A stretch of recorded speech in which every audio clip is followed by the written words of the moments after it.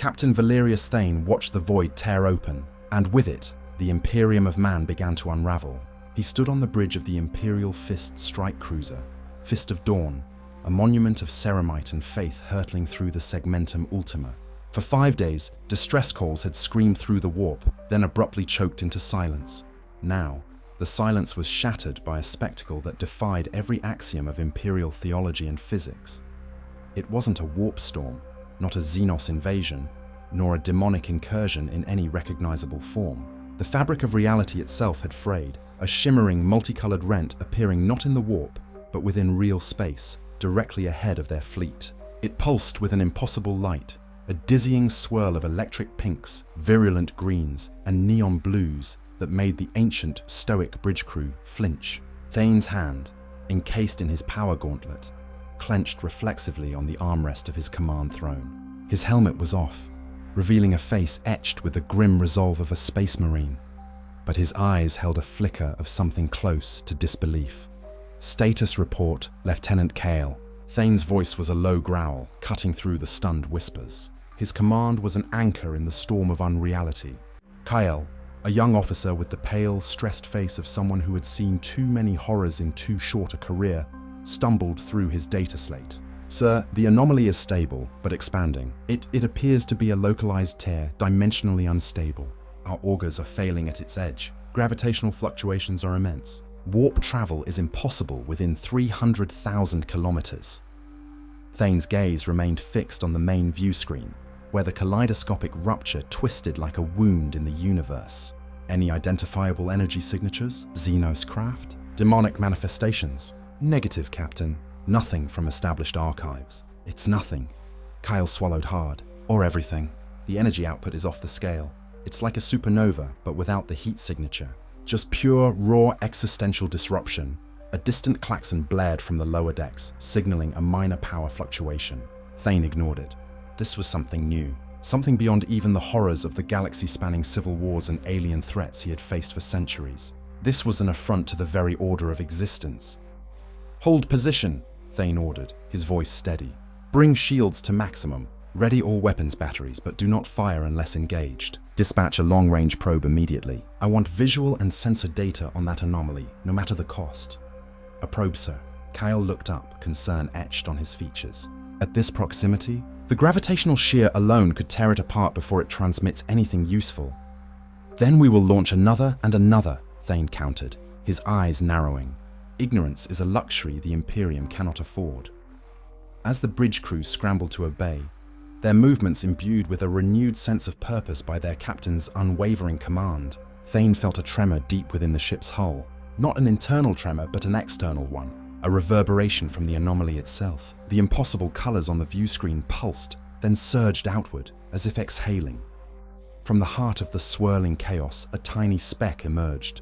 It was impossibly fast, tracing an erratic, drunken path directly towards the Fist of Dawn. It grew with alarming speed, and the bridge crew collectively gasped as its form became apparent. It was a humanoid figure, not a monstrous demon of the warp, not a towering Xenos construct, but a singular, bipedal being, clad in an outlandish suit of crimson and black. It moved with an almost mocking agility, dodging debris that was being birthed from the anomaly's edge and flung into real space. As it neared, the Fist of Dawn's advanced augurs, usually capable of discerning the molecular structure of a starship from light years away, struggled to get a lock. The figure seemed to flicker, as if not entirely solid, or existing across multiple dimensions at once. "Target identification," Thane demanded, his voice now laced with an edge of primal alarm. This was too small, too insignificant to be the source of such a colossal disruption. Yet here it was. "Sir, impossible!" Kale cried out, his voice cracking. The augurs read a human-sized biosignature, but its energy output is fluctuating wildly. It's not registering as any known species, human or otherwise. There are temporal distortions around it. It's moving at relativistic speeds, yet we can visually track it. The figure was now close enough for optical sensors to resolve intricate details. It held twin blades, or perhaps pistols. They shifted and shimmered in its grip, blurring like an image caught between frames. Its head was covered by a mask, featureless save for two unsettlingly expressive white ovals that seemed to be its eyes. And then, as if performing for an audience, The figure waved, a casual, almost dismissive gesture, directly at the Fist of Dawn. A cold dread coiled in Thane's gut. This wasn't an alien warrior, a demon prince, or a lost explorer. This was something else, something utterly, fundamentally wrong. Weapons free, Thane roared, overriding his previous order. Target the anomaly! Target the figure! Fire everything! The command was issued too late. Before the Fist of Dawn's mighty macro cannons could even lock, before its lance batteries could spool up, the figure launched itself. It didn't accelerate. It simply was at their shields. There was no impact, no explosion, just a sickening, high-pitched shriek that echoed not through the ship's comms, but directly into the minds of the bridge crew. It was the sound of a million safety protocols failing, of reality itself protesting. The ship's void shields, capable of shrugging off the impact of cyclonic torpedoes, wavered. They didn't collapse. They rippled, like water disturbed by a pebble. But the pebble wasn't a physical object. It was the figure passing through them. He's inside the shield barrier, Kyle yelled, his voice a frantic choke. He phase shifted. No, he didn't phase. The shields just stopped him for a nanosecond, then let him in. The main view screen flickered, displaying an internal camera feed from the ship's outer hull. The red and black figure was there, standing on the ceramite plating, casually inspecting one of the massive plasma conduits with what looked like genuine curiosity. Then it looked up, its masked eyes seeming to pierce the hull, the decks, the very air, and stare directly into Thane's soul. A moment later, a series of concussive thuds rocked the Fist of Dawn. Not enemy fire, but internal explosions, hull breaches, atmosphere venting. And the power fluctuations that had been a minor concern now became critical. Lights flickered across the bridge. Emergency runes glowed crimson. Damage report, Thane bellowed, rising from his throne. His bolter was already in his hand, its heavy casing a familiar comfort. This was an enemy unlike any other, but it was an enemy, and the Imperium did not yield. Port-side macro cannon array offline, a Voxcaster screamed. Explosions along deck 7. Plasma conduits severed. It's like he's just walking through the ship, cutting power as he goes. He's breaching critical systems, Kyle shouted, his face contorted in horror. His presence alone is causing localized reality collapses. The ship's internal integrity is compromising. They knew, with a chilling certainty, that this was not a tactical strike. This was something worse. This was an infestation, an unraveling. The figure wasn't destroying their ship with conventional weaponry. It was destroying it by simply being there. Its presence was antithetical to the very function of the vessel. All available forces to containment points, Thane ordered, his voice echoing with grim resolve. Engage and terminate. Do not let it reach the reactor core. He knew it was a foolish order, an impossible one. How could they contain a being that defied physics? But it was the only order an Imperial Fist captain could give. He strode towards the bridge's emergency exit, bolter raised. His heavy footsteps thudded against the deck plating. The Fist of Dawn was dying around him, groaning and shuddering like a wounded beast. Smoke began to curl from several data slates, and the air crackled with ozone. Kyle, maintain command, Thane barked, looking back at his trembling lieutenant. Do whatever is necessary to save the Fist, even if that means purging decks. But Captain, where are you going? Kyle stammered, his eyes wide. To meet our destroyer, Thane said, his voice grim. One way or another, this ends now. He exited the bridge, the heavy adamantium door hissing shut behind him, plunging him into the chaos of a dying starship. He moved with the practiced efficiency of a veteran, his power armor's servomotors humming softly, a stark contrast to the screams and alarms now echoing through the corridors. The figure, this impossible entity, was already deep within the Fist of Dawn. It was a whirlwind of impossible destruction, not in the form of raw violence, but of insidious unraveling. Bulkheads crumpled inward as if made of paper, not adamantium. Plasma conduits, designed to withstand the fury of a dying sun, simply snapped, spilling their lethal energy like water. Small explosions blossomed in its wake, not from actual damage, but from the systemic failure of localized reality. Thane found the first signs of its passage on Deck 5. A squad of Imperial Fists neophytes, clad in their pristine yellow and black armor, lay scattered. They weren't maimed, weren't torn apart by bolter fire or chainswords. They simply stopped. Their forms were intact, but their eyes were vacant, their life signs gone, as if their very existence had been gently, yet irrevocably, erased. It was a clean, terrifying death. He doesn't fight, he unmakes. Thane whispered, a chill creeping up his spine. This was a force of chaos, but not the warp's predictable, roaring madness. This was a playful, unpredictable chaos.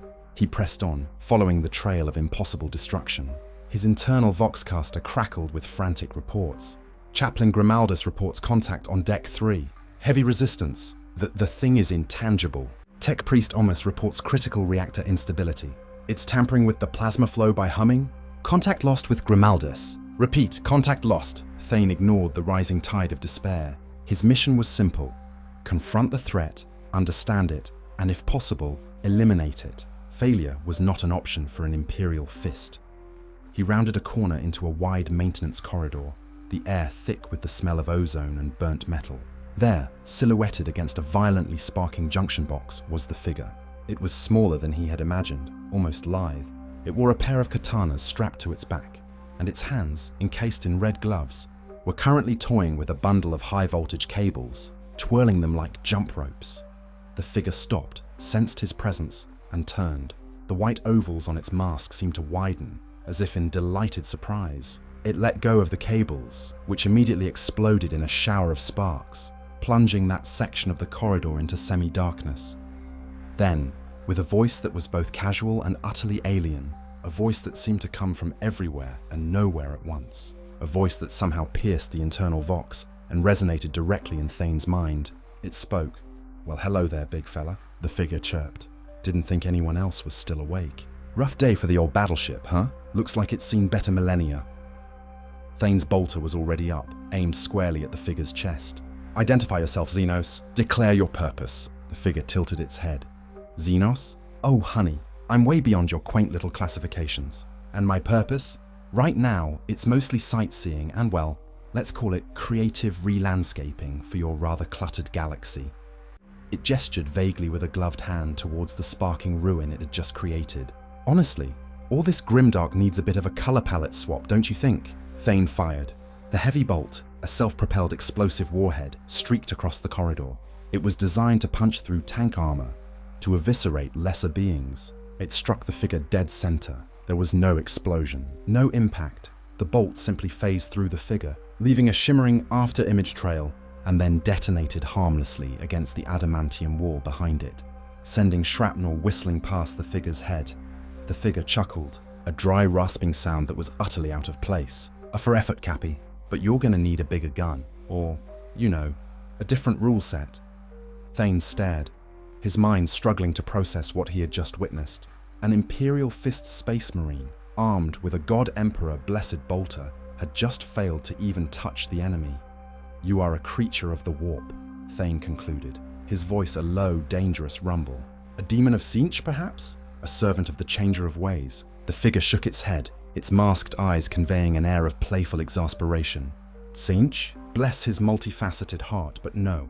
I'm more of a freelance chaos agent. And trust me, what I'm doing, it's way beyond the pay grade of any daemon. They just are. I actually do things. Like, you know, dismantling universal constants for fun." It took a step forward, then another, its movements light and unnerving. Thane braced himself, his chainsword now humming to life in his other hand, its adamantium teeth eager to bite. "This vessel, this galaxy, will not fall," Thane declared, his voice resolute. "The Imperium endures. We will purge you." The figure stopped, directly in front of Thane. It was smaller, but it exuded an aura of boundless, terrifying power. It reached out a gloved finger and gently tapped Thane's ceramite chestplate. A faint, high-pitched ping echoed, not from the armor, but from the air itself, see? "That's where you're wrong, Sparky," the figure said, its voice losing a fraction of its playful tone, replaced by something colder, more direct. "Your Imperium relies on rules, on causality, on the idea that things happen for a reason, in a predictable order. But what if those rules just stopped being enforced? What if the universe just decided, nah, I'm good thanks?" It pulled its hand back, then gestured towards the main power conduits running along the corridor ceiling. With a flick of its wrist, a section of the massive armored conduits simply vanished. Not exploded, not cut, but simply gone. A gaping hole now existed where solid matter had been, revealing the star-dusted void beyond. The Fist of Dawn shuddered violently. Alarms blared even louder, and then the emergency lighting across the entire ship died, plunging them into absolute darkness, save for the sickly green glow of Thane's armor runes and the eerie, multicolored light from the anomaly still visible through the new hole. That's the what if. Big guy, the figure's voice echoed in the sudden darkness, devoid of any visual cue. And you're standing in the middle of it. Then, a sudden blinding flash of light erupted from the Fist of Dawn's main reactor core, visible through the void hole. It wasn't an explosion, but a complete, catastrophic implosion of energy, drawing everything inward with impossible force. The ship groaned, twisting. Thane felt the deck plating beneath his boots buckle. "Looks like your ride's hitting the cosmic equivalent of a brick wall," the figure's voice said, now tinged with a return of its earlier maddening cheer. "Time for me to bounce. Toodles!" Before Thane could react, before he could even process the full scope of the disaster, the figure simply vanished. Not with a burst of speed, not with a shimmer, but as if it had simply stepped out of existence. The Fist of Dawn tore itself apart. The implosion of the reactor core created a localized gravitational singularity, ripping the massive strike cruiser into a million shards of ceramite, adamantium, and flesh. Thane felt the crushing pressure, the sickening lurch as his very atoms were stretched and pulled. He saw the stars distort, twist into impossible spirals, then wink out as the ship became a maelstrom of destruction. He didn't scream. He didn't rail against the injustice. He simply held on to the fleeting thought that burned in his mind. This cannot be allowed to stand. Even as the void threatened to consume him, he focused on a single, impossible task: survival. Then there was only darkness. The darkness was not absolute. It was a swirling, turbulent void, filled with the echoes of a million dying realities. Valerius Thane wasn't sure how long he had been falling, or if falling was even the correct term. He was simply being, a consciousness adrift in the wake of the impossible. His power armor was gone, his bolter, his chainsword, everything. He was just a raw, unadorned soul, yet somehow still him, then a light. Not the impossible colors of the anomaly, but a stark, brutal red, like a perpetual sunset over a ruined landscape. He felt gravity, a pulling sensation, and then he was falling again, faster this time, towards a scarred, desolate planet. He impacted with a jarring thud that should have pulverized him, but didn't. He lay on a vast, cracked plain of what looked like dried blood and ash. The air was acrid, filled with the metallic tang of old battles and the stench of decay. Above him, a sky of eternal twilight glowed an angry, bruised red. He pushed himself up, his body feeling strangely intact, albeit heavy and sluggish. He was wearing something different now, a crude tattered tunic and trousers of a material he didn't recognize. His hands were bare, the calluses of centuries of combat still present. He was weaker, impossibly so, but alive. Around him, the landscape stretched to a jagged horizon. Massive, skeletal structures, like the ribs of colossal beasts, clawed at the crimson sky. Distant explosions blossomed, silent and soundless in the thin, dead air. This was a war-torn world, ravaged beyond recognition. A world of eternal conflict. He recognized the iconography, even in its twisted, corrupted form. The aquila, defaced and broken. The skull motifs, now leering and malevolent. This was once an imperial world, but something had warped it, sickened it. A guttural roar echoed across the plains, tearing him from his contemplation. A horde of figures, crude and brutal, charged across the wasteland. They were greenskins, orcs, but something about them was off. Their crude weapons shimmered with impossible colors. Their war cries seemed to warp the very air, and their skin tones varied wildly. From the traditional green to bizarre shades of purple and yellow, they were fighting something else, something equally monstrous. A tide of chitinous horrors with bladed limbs and ravenous maws. Tyranids. But these Tyranids, too, were different. Their carapaces pulsed with an inner, unnatural glow, and their biomass seemed to shift and ripple, defying the usual laws of organic growth. The two armies clashed, a grotesque ballet of savagery and genetic horror, and in the midst of it all, Valerius Thane stood, a lone human in a world that had forgotten humanity. He knew with absolute certainty that the figure in red and black had done this. This was the creative re-landscaping. This was the unraveling of the Imperium. He looked down at his bare hands, then up at the chaotic battle raging before him. He was a space marine, without his armor, without his bolter, without his chapter, but his resolve remained. a sudden sharp pain lanced through his side. He looked down to see a rusted, jagged blade protruding from his ribs. A smaller, scuttling creature, vaguely resembling a grotz, but with eyes that glowed with manic energy, chittered gleefully, pulling its crude knife free. Thane, despite the pain, felt a flicker of grim satisfaction. He was corporeal. He could be hurt. He could bleed. And if he could bleed, he could fight. With a roar that was more human than Astartes, he grabbed the small creature, crushing its neck with one hand. Its glowing eyes dimmed and its body went limp. He tossed it aside, then, with the primitive urge of survival, picked up the creature's dropped knife. It was dull, rusty, and utterly inadequate, but it was a weapon. He looked at the raging battle, at the impossible horrors, at the desecrated symbols of his Imperium. He was stranded, alone, on a world twisted into parody.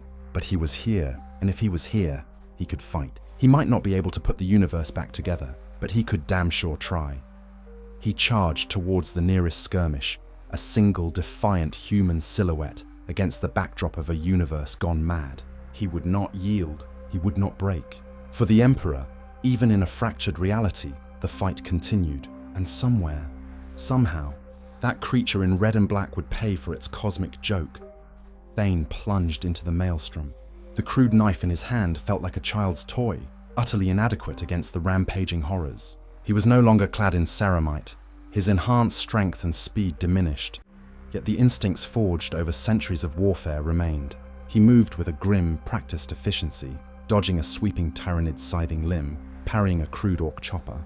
Each movement was a calculated risk, each breath a struggle against the acrid air.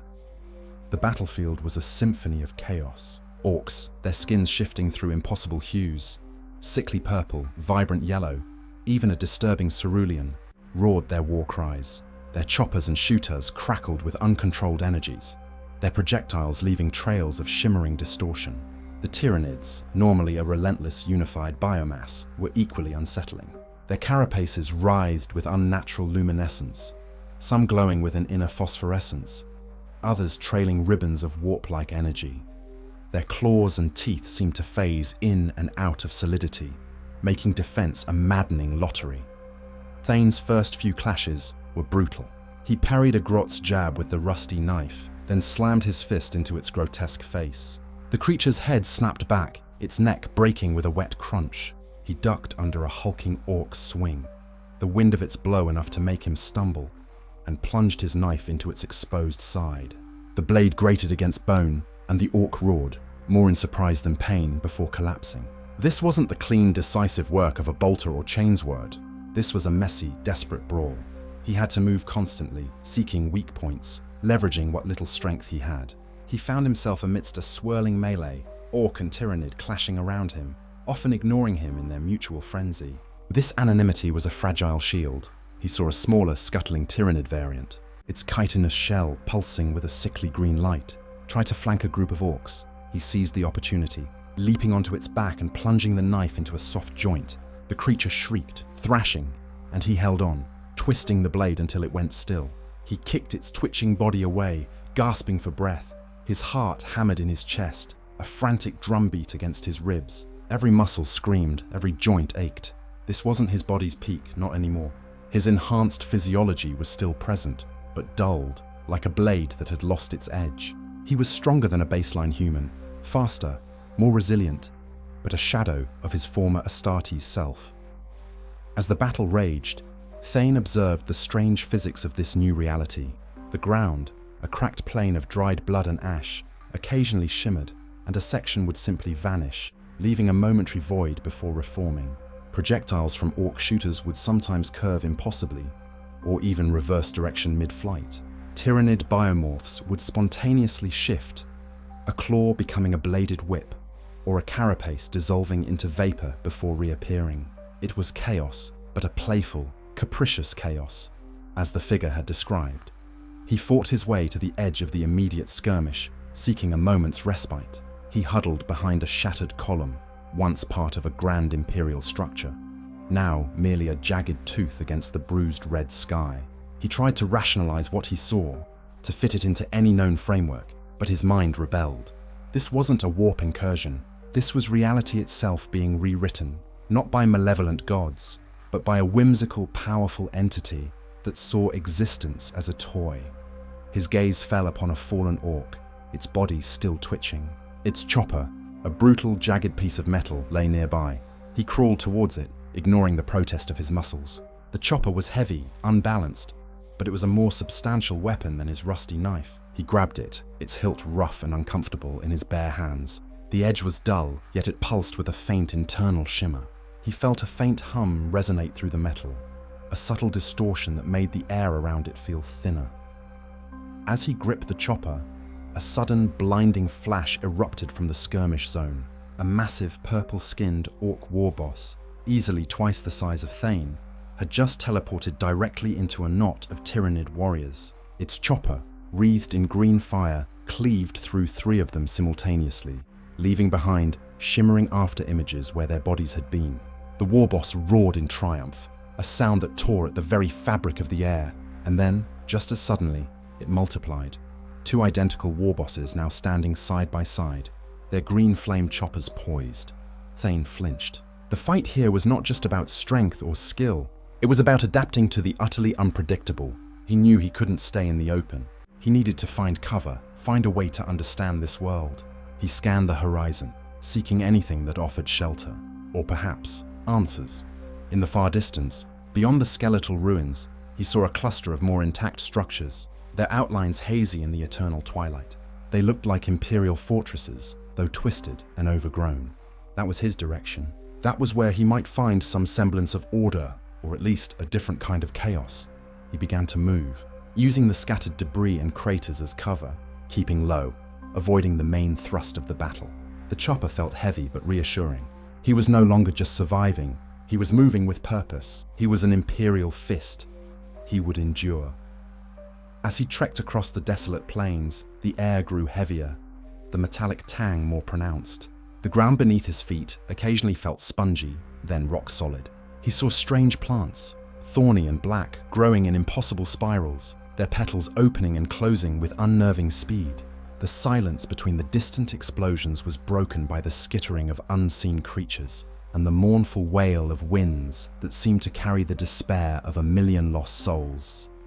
He encountered smaller skirmishes, packs of mutated grots clashing over scraps of shimmering metal, or lone Tyranid hormagaunts that had developed iridescent wings darting through the air. He avoided direct confrontation where possible, using his new chopper to dispatch any creature foolish enough to come too close. He found his reflexes, though dulled, slowly reawakening. The millennia of combat training, embedded deep in his very being, began to assert itself. He fought with a feral intelligence, a grim determination. Days blurred into a single, extended twilight. He ate what he could find, strange, fungal growths that tasted faintly of metal and dust, or the occasional small mutated creature he managed to dispatch. He drank from stagnant puddles that shimmered with unnatural colors, hoping his modified physiology could handle the toxins. He pushed through exhaustion, through the gnawing ache in his muscles, through the despair that threatened to consume him. The structures in the distance grew clearer, taking on the form of a heavily fortified imperial city, though one deeply scarred and transformed. Walls of adamantium and ceramite were rent open, fused with organic growths, or simply missing in patches, revealing the void beyond, or in some cases impossibly vibrant, alien landscapes that flickered into existence for mere seconds. As he drew closer, he saw movement on the walls. Not orcs, not Tyranids, something else. Figures, clad in rusted, mismatched armor, patrolled the battlements. They were human, or what passed for human on this world. Their movements were wary, defensive. They were survivors. He needed to approach with caution. He was an unknown in this shattered reality. His appearance, though no longer that of a towering space marine, was still different. He was too clean, too purposeful, compared to the scavengers he had seen. He found a breach in the outer wall, a gaping hole where the adamantium had simply dissolved. Inside, the city was a labyrinth of twisted alleys and crumbling habblocks. The air was thick with the smell of old fires and desperation.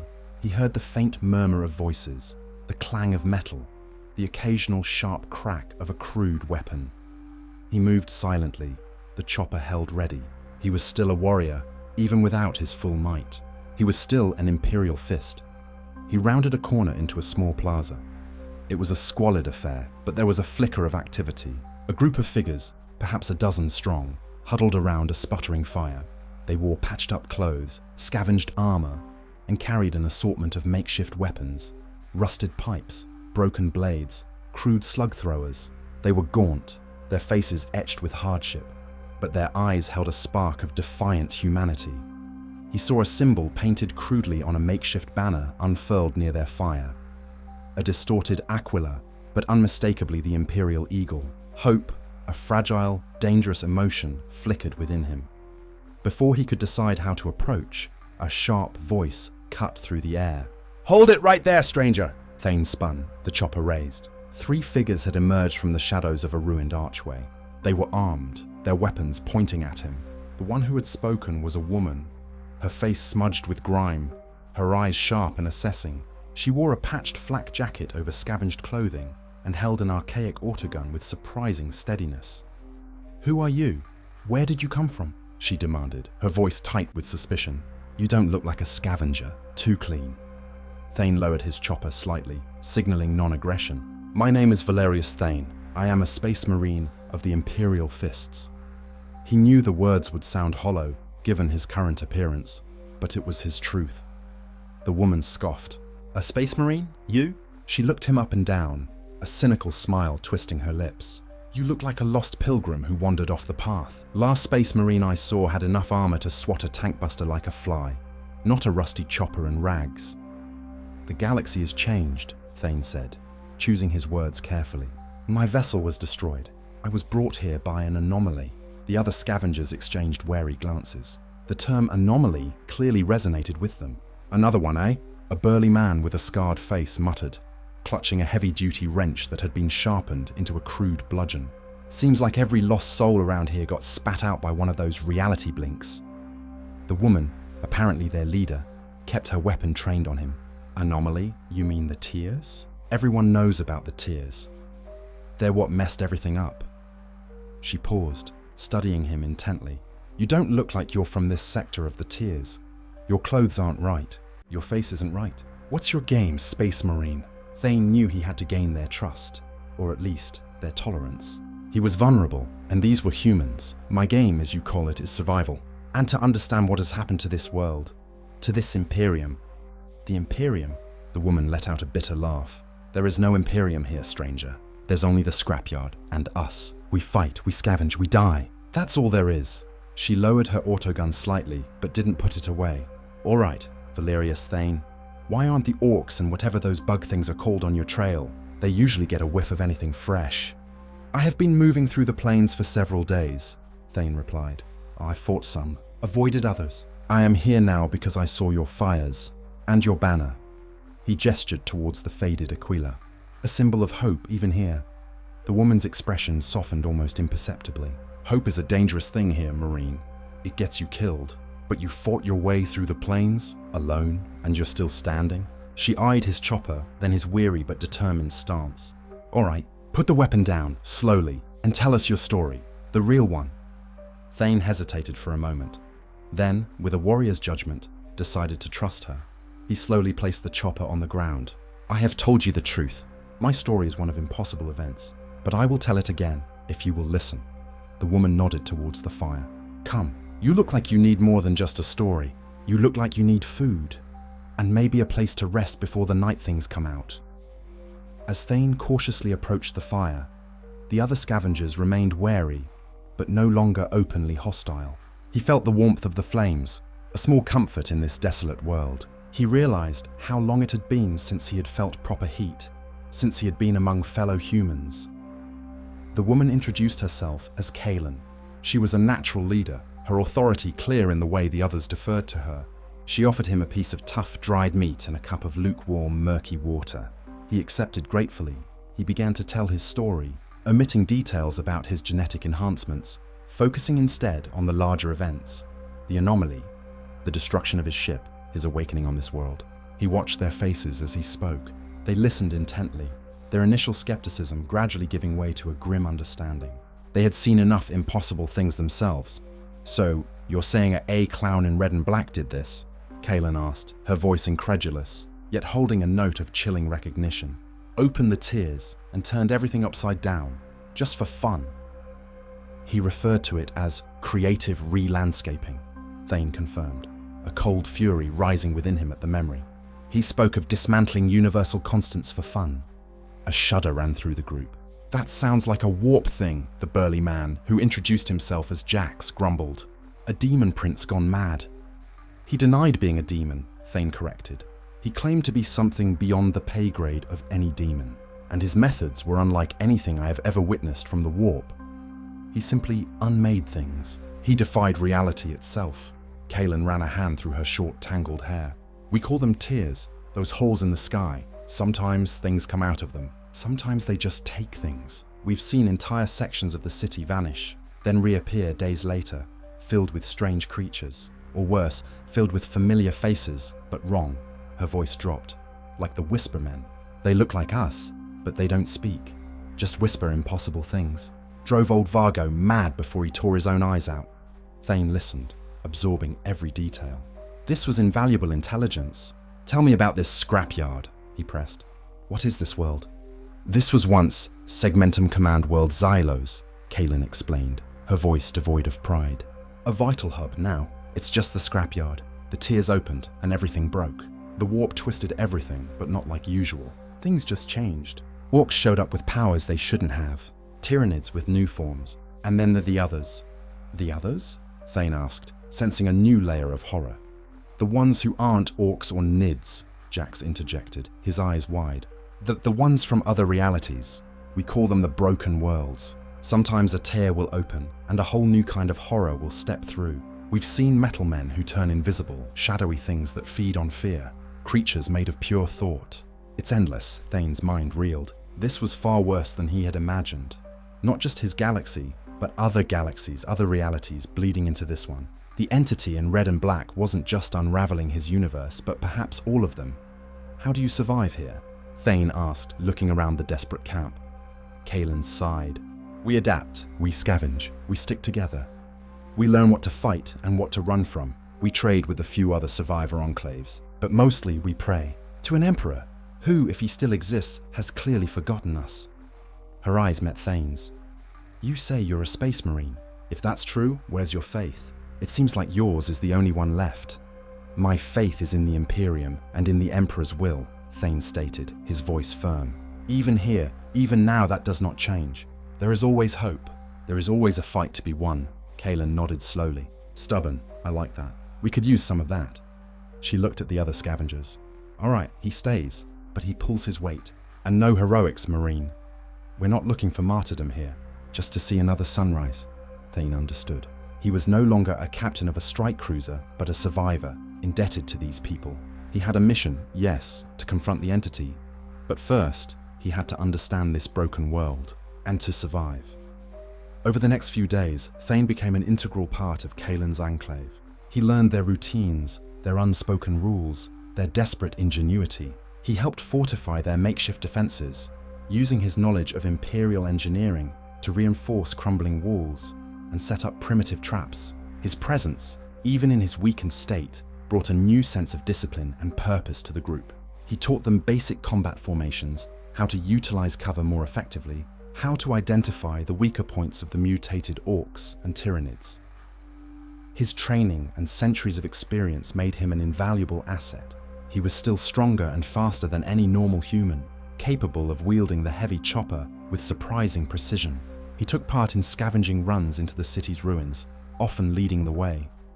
On one such run, deep into a devastated sector of the city, they encountered a new threat. The ground beneath their feet began to ripple, not like the usual localized distortions, but with a deliberate, unnatural rhythm. Then, from the very stones, shadowy figures began to coalesce. They were humanoid, but indistinct, shifting at the edges of perception, their forms never quite solid.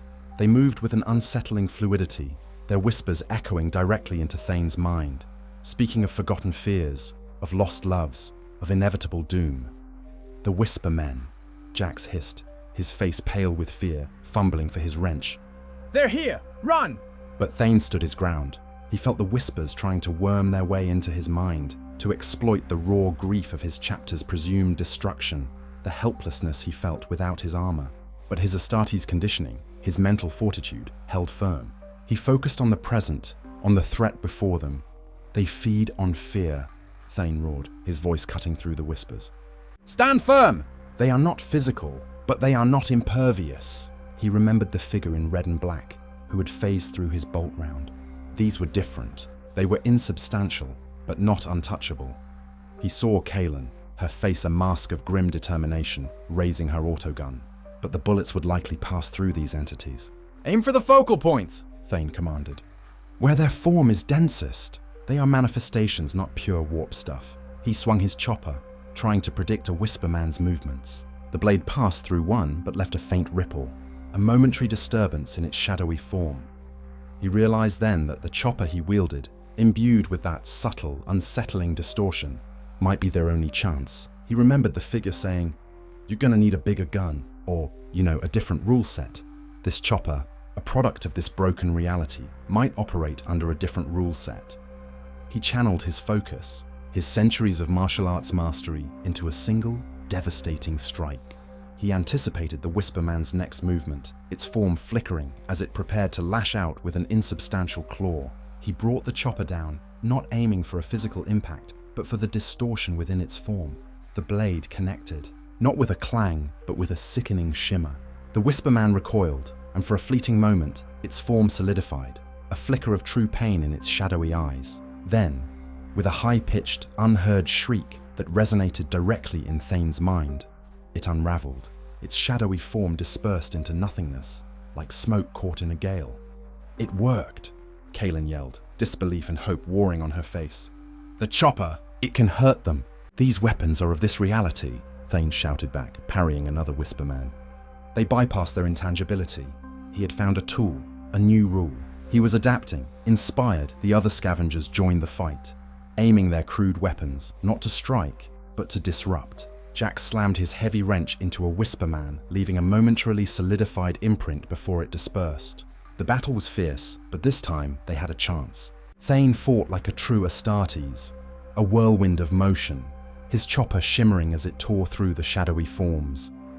They drove off the Whispermen, but not without losses. Two of their own were gone, their minds shattered by the whispers, their bodies collapsing into catatonic states before their forms simply faded, as if they had never existed. It was a stark reminder of the fragile nature of life and reality here. Back at the Enclave, a solemn mood settled over them. Kaelin looked at Thane with a newfound respect, tinged with a deeper fear. "You saved us, Marine," she said, her voice quiet. "But at what cost? This place, it takes everything." "And we fight back with what we have," Thane replied, cleaning his chopper on a piece of cloth. The weapon now felt like an extension of his will, a strange, resonant hum emanating from it. "These tears you speak of, where are they most prevalent? Is there a central point?" Kaelin pointed towards the jagged horizon, where the crimson sky seemed to bleed into deeper, more unsettling colors. "There's a massive one. We call it the Nexus. It's always there, expanding and contracting. That's where most of the big stuff comes through, and it seems to pull other tiers towards it." Thane's grim resolve hardened. "Then that is where I must go." Kaelin stared at him, her eyes wide. "You can't be serious. No one goes near the Nexus. It's a meat grinder. Worse than the plains. Things that defy description live there. Entire landscapes shift. Time itself flickers. It's suicide." "Perhaps," Thane conceded. "But if this entity is responsible for this destruction, if it is unmaking reality, then the source of that unmaking must be near the point of greatest disruption. The Nexus." He felt a deep certainty. This was not just about survival anymore. This was about finding the one responsible and making him pay. The entity had claimed to be a freelance chaos agent, dismantling universal constants for fun. Thane, a space marine, was a bastion of order, a guardian of constants. Their confrontation was inevitable, Kaelin argued, tried to dissuade him, but Thane's resolve was absolute. He was an imperial fist. He did not yield. He did not break. He would carry the Emperor's light, however dim, into the heart of this fractured reality. He spent the next few days preparing, gathering what meager supplies he could. More dried food, a water skin, a crudely fashioned backpack.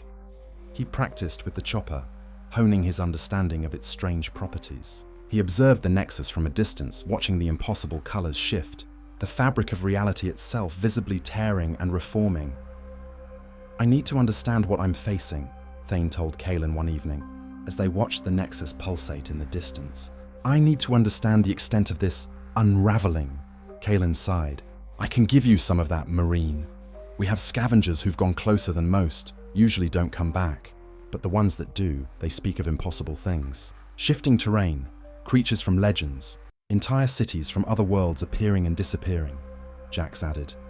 Some say they saw the clown, that red and black thing. They say he just floats there sometimes watching, like he's enjoying the show. The mention of the entity fueled Thane's anger. He will pay for this spectacle, Thane vowed. For every life lost, for every world defiled, he will answer. Kaelin nodded, a grim understanding dawning in her eyes. All right then, if you're going, you're not going alone.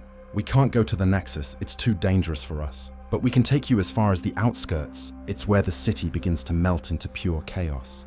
There are pathways, sometimes stable, sometimes not, that might get you closer. And we have an old map, compiled from generations of scavengers who tried to chart this madness.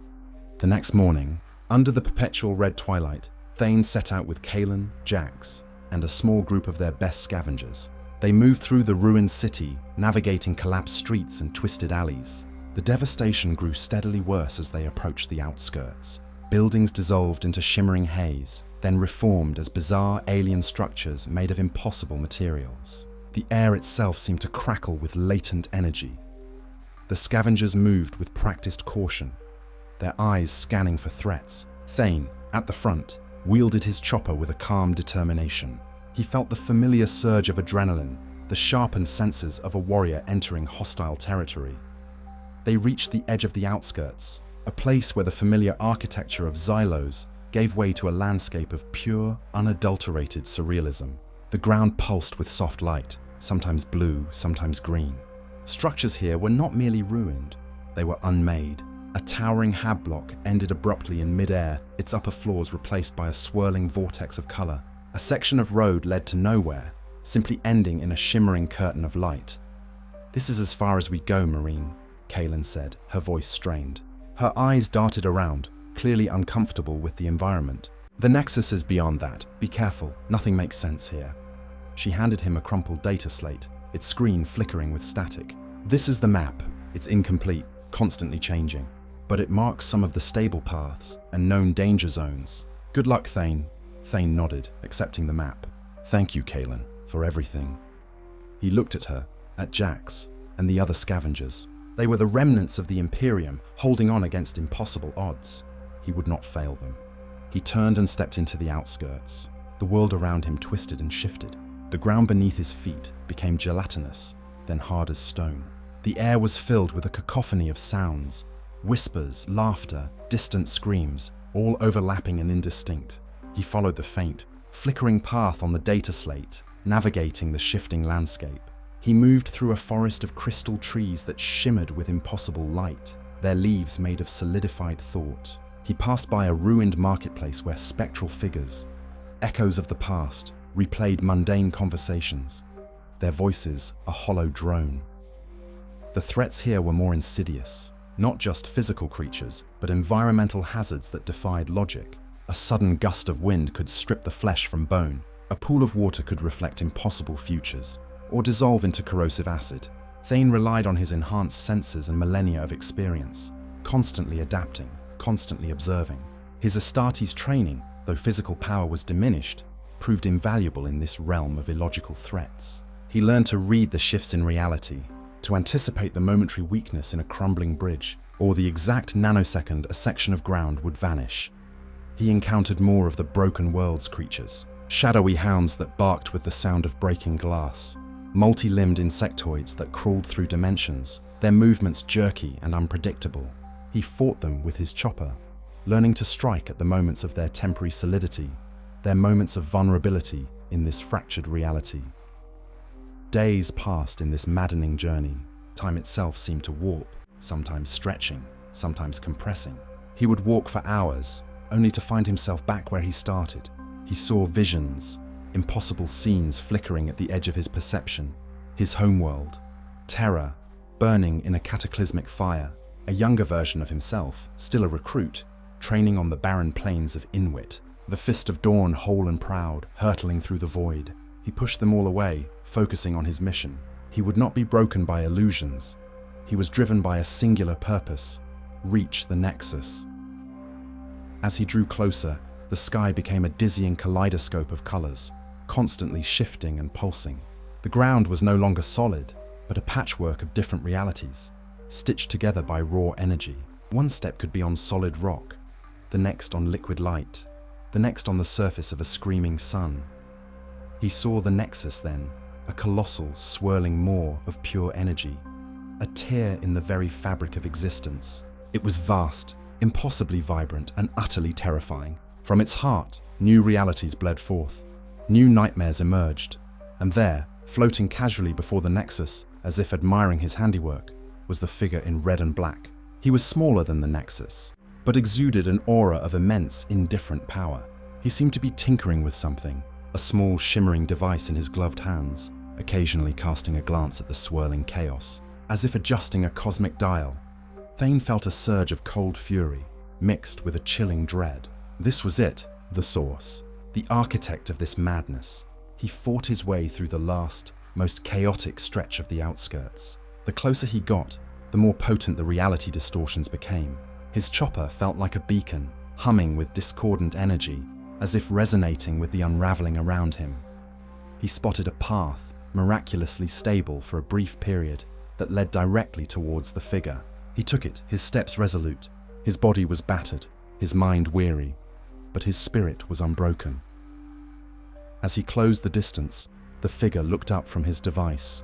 The white ovals on his mask seemed to focus on Thane, and then a familiar, disembodied voice echoed in Thane's mind, tinged with a maddening cheerfulness. Well, well, well.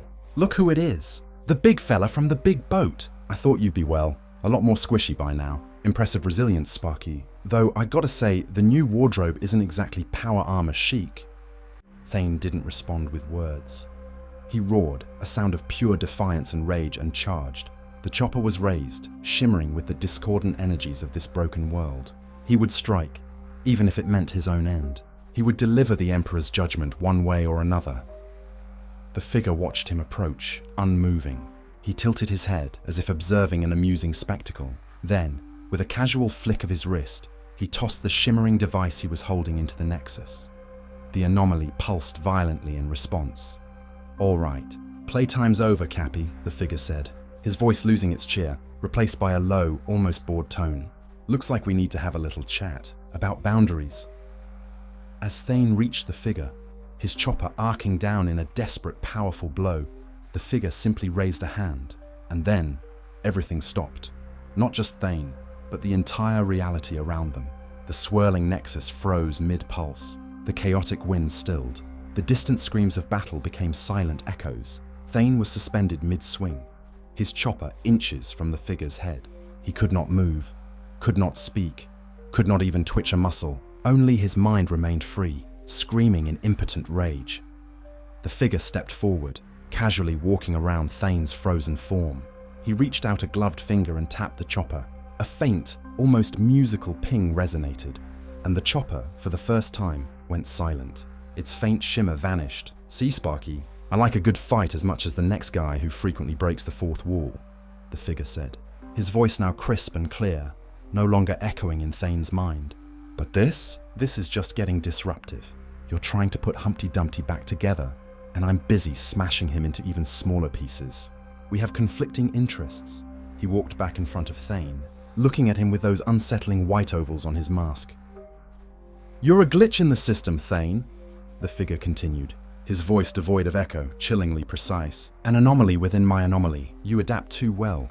You cling to your silly rules and order in a universe I'm repainting in vibrant, nonsensical strokes. And that, my friend, is becoming a problem for my artistic vision." Thane's mind burned with silent fury. He tried to move, to utter a challenge, but his body remained an unyielding statue. He could feel the frustration, the desperate, unspent energy trapped within him. The figure sighed dramatically, a theatrical gesture that grated on Thane's every nerve. "Look, I get it. You're upset. Your quaint little galaxy got a bit of a facelift. Some might call it an upgrade. More colors, more possibilities, less dreary sameness. But you just want to go back to the beige, don't you? To the predictable, the familiar, the utterly boring. He circled Thane again, his movements light and effortless. I spent eons perfecting this little project. This entire multiverse, just waiting for a creative spark. And then poof, I show up and suddenly everything is wonderful. Worlds blend, concepts clash, every day is a new surprise. And you, a relic of a bygone era, want to stop the party? The figure paused, tapping a gloved finger against his chin. Tell you what, I could just unmake you. Poof, gone, like your ship. Like your buddies. Just a whisper in the wind. He shrugged. But that feels a bit rude after you've come all this way, and you did manage to hurt one of my little whisper men with that interesting chopper. You have a certain stubborn charm.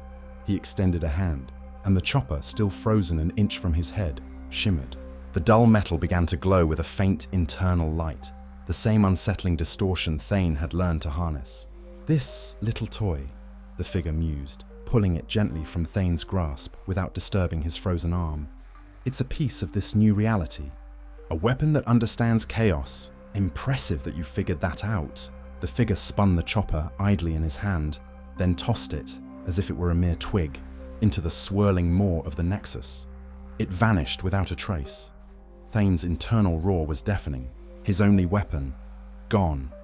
Now, about your future, the figure continued, oblivious to Thane's inner turmoil.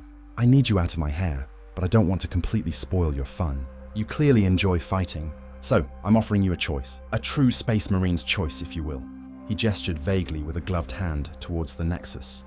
The frozen, chaotic reality around them seemed to shimmer, images flashing at the edge of Thane's vision. Endless battlefields, impossible landscapes, alien suns, entire fleets of starships battling creatures from myth. You can either be unmade, a quick and painless oblivion, the figure stated, his voice casual, or you can become a piece of my grand design. I need agents, troubleshooters, guardians if you insist on that dreary title. Someone to keep things interesting in the truly wilder corners of the multiversal playground. Thane's mind, despite its frozen prison, grappled with the implications. An agent of chaos? A guardian of what? The figure had shattered his universe, yet now offered him a place within the shattering. Think of it as the ultimate crusade, Sparky, the figure pressed, as if reading his thoughts. New horrors, new challenges every single day. No more dusty imperial doctrines, no more stagnant traditions. Just pure, unadulterated combat against everything. You fight, you adapt, you survive. And perhaps, just perhaps, you find a way to make some sense out of my beautiful madness. Thane knew, with a certainty that pierced through the temporal stasis, that he could not yield to this creature. He was an imperial fist. His oath was to the Emperor, to order, to the defense of humanity. But his ship was gone, his chapter likely scattered or annihilated. He was a single point of light in an ocean of unreality. If he refused, he would be unmade, oblivion, the end of his long watch. If he accepted, he would be complicit in the destruction of his reality, a pawn in this cosmic jester's game. But he would also exist. He would fight. And in fighting, perhaps he could find a way, however slim, to resist from within, to bring a different kind of order to the chaos, to gather the scattered remnants, to be a beacon. He remembered Kalen, Jax, and the other scavengers. They were fighting, surviving, holding onto a sliver of humanity.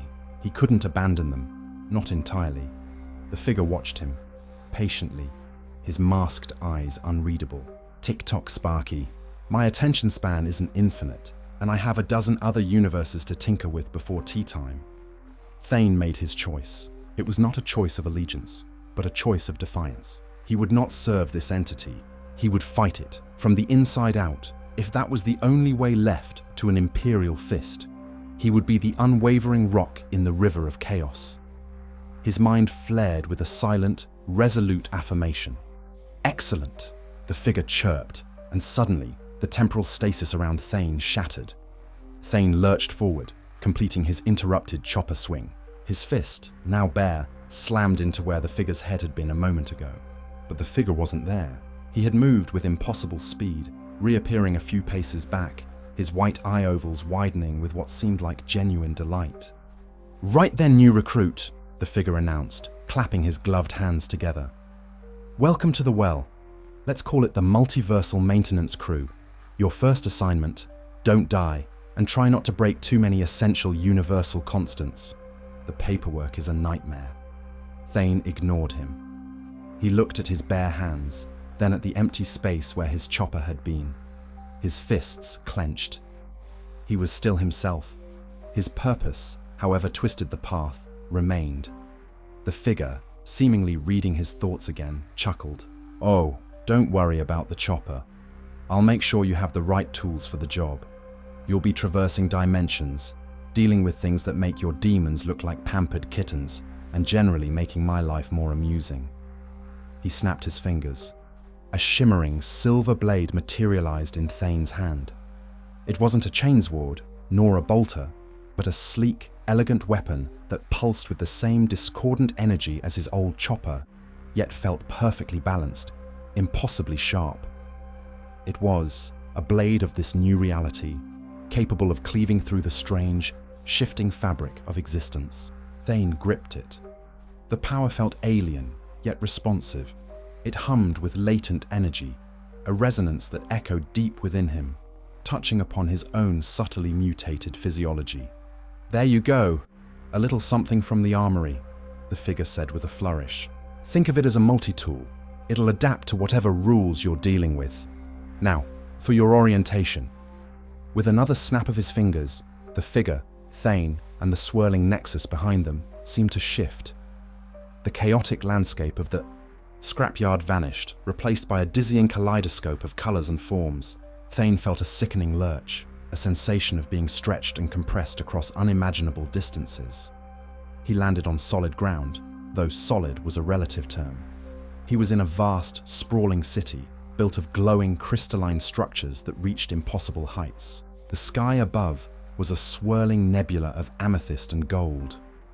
Figures darted through the air on wings of pure light, their forms ephemeral and graceful. This was not the scrapyard. This was another reality, another broken world. "Welcome to Sector 7 Gamma, designation Ethelgard," the figure's voice echoed, no longer directly in Thane's mind, but from a point a few feet away. Thane turned to see the red and black figure standing casually beside him, seemingly unfazed by the instantaneous transit. Or, as its inhabitants call it, the Symphony of Souls. Pretty, isn't it? But a bit too much harmony for my tastes. And unfortunately, a few rogue resonators have decided to introduce some discord. The figure pointed a gloved finger towards a distant spire, which was now pulsing with a dark, necrotic green light, sending out ripples of distortion that made the crystalline buildings around it shudder. "Your first task, Agent Thane. Silence the resonators. They're destabilizing the local harmonic resonance, and frankly, the screeching is giving me a headache. Think of it as pest control." Thane looked at the shimmering blade in his hand, then at the pulsating spire, then at the entity. He was a space marine, a warrior of the Imperium, now stranded in an infinite chaos, forced to fight a war he didn't understand, for a master he despised, but he was fighting. And in the heart of that fight, Thane found a familiar spark. He was an Imperial fist. He would endure. He would adapt. He would find his own purpose in this impossible reality. He would protect, not for the jester, but for the flickering lights of humanity, wherever he found them, whatever form they took. And one day, he vowed, he would find a way to strike down the architect of this madness. He took a deep breath, the alien air filling his lungs. He felt the weight of the new blade, a strange but potent reassurance. He looked at the spire, at the chaos he was meant to contain.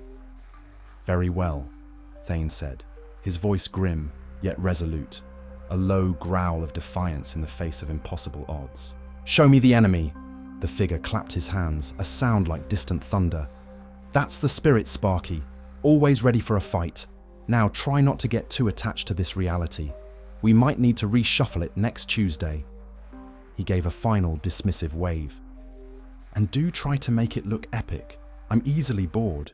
With that, the figure in red and black shimmered and then simply vanished. Thane stood alone, a lone warrior in a luminous, alien city.